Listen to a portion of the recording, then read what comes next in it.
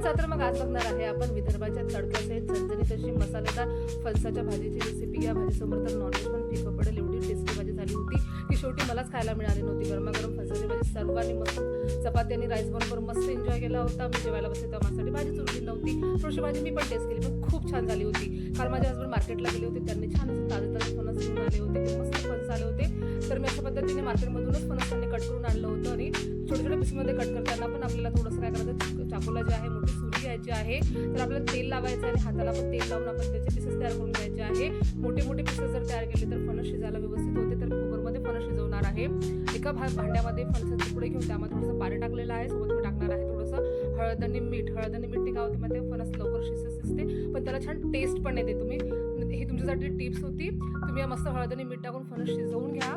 कुकरला 2 ते 3 शिट्ट्या मारल्या तर आपलं फणस व्यवस्थित शिजला जाते, लगेच शिजला जाते आणि 15 मिनिटात आपली भाजी तयार होते. कुकरमध्ये मी खाली भाताचा डबा लावला होता, वरती मी फणसाचा डबा लावून अशा पद्धतीने मी कुकर 2 ते 3 शिट्ट्या करून घेणार आहे. ते कुकर होईस तर आपण काय करणार आहे माहिती का, याला विदर्भाचा तडका मारणार आहे. तर विदर्भाच्या नुसारच आपण याला एक वाटण करणार आहे. माझ्याकडे अशा पद्धतीने वाटण तयार केले जाते, तुम्ही तुमच्या सोयीने वाटण तयार करून घेऊ शकता.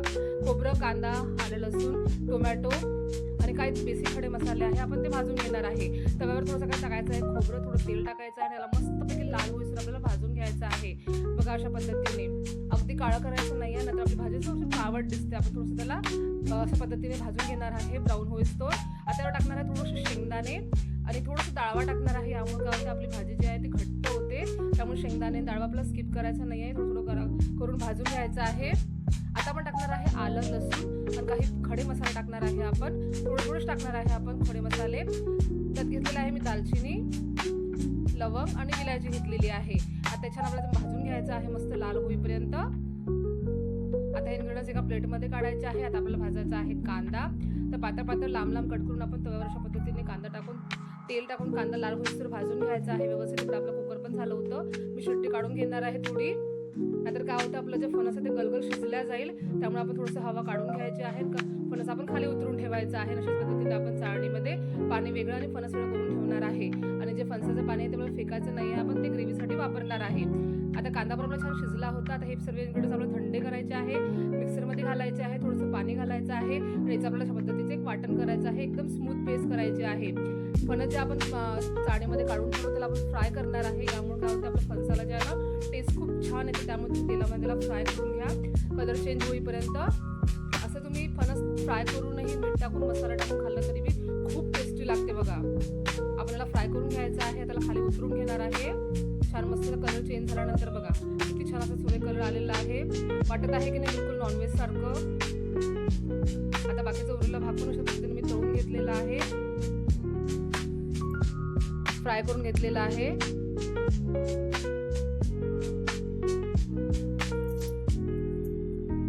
बघा आपला फणस तळून झालेला आहे. तर आपण वळूया लगेच फोडणीकडे. वेळ न घालवता तर पॅनमध्ये आपल्याला तेल घ्यायचं आहे आवश्यक तेवढं. फणस ऑलरेडी आपण तळलेला आहे त्यामुळे तेलाचा प्रमाण थोडं कमी घेणार आहे आपण.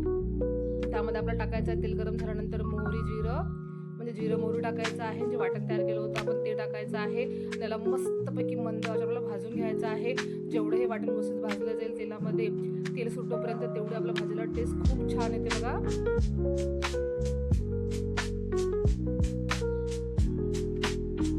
मस्त त्याला भाजून घ्यायचं आहे. आपल्याला थोडंसं पाणी टाकायचं आहे वाटलंच तर याला. मग असं ब्राऊन होईपर्यंत भाजून घेतलं त्यामुळे टाकायचं आहे आपल्याला आपले बेसिक मसाले, हळद, तिखट आणि धणापूड टाकायचं आहे. तर तिखट जे आहे ते आपण आपलं टेस्ट अकॉर्डिंग टाकायचं आहे. फणसाला जर तिखट चांगलं असेल तर भाजी खूप टेस्टी लागते. आपण थोडंसं तिखटचं आपण वाढवलेलं आहे. मसाले छान व्यवस्थित मिक्स करून घ्यायचे आहे. आता यामध्ये टाकणार आहे आपण बारीक कट केलेला टोमॅटो. तुम्ही इथे टोमॅटोची प्युरीही टाकू शकता. अशा पद्धतीने बारीक कट केलेला टोमॅटो टाकायचा आहे आणि मसाल्यामध्ये टोमॅटो जे आहे नरम होईसर शिजवून घ्यायचं आहे.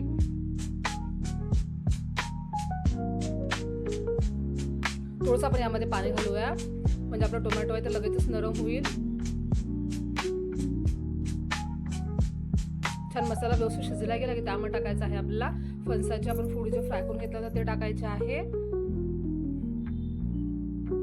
छान मसाल्यामध्ये आपल्याला फणस जे आहे ते घोळून घ्यायचं आहे. तुम्ही वाटलंच अशा पद्धतीने मोकळं फणसही खाऊ शकता भाजी अशा पद्धतीची.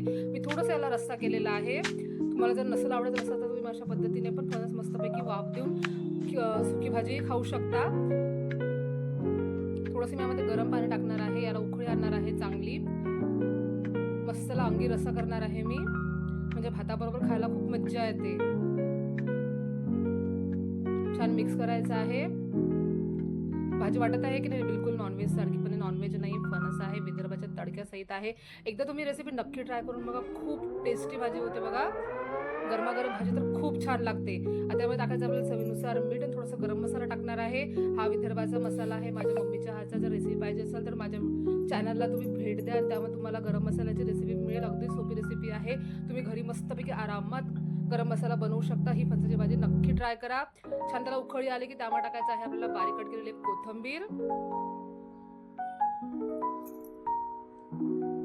आता आपल्याला फणसाची भाजी आहे ते गरमागरम भाताबरोबर, भाकरीबरोबर, चपातीबरोबर, पराठ्याबरोबर सर्व करायचं आहे. तुम्हाला माझी आजची रेसिपी नक्कीच आवडली असेल तर माझ्या व्हिडिओला लाईक करा, शेअर करा, कमेंट करा. नसेल माझ्या चॅनलला तुम्ही सबस्क्राईब करा, मला भरभरून सपोर्ट करा आणि या भाजीचा आस्वाद घ्या.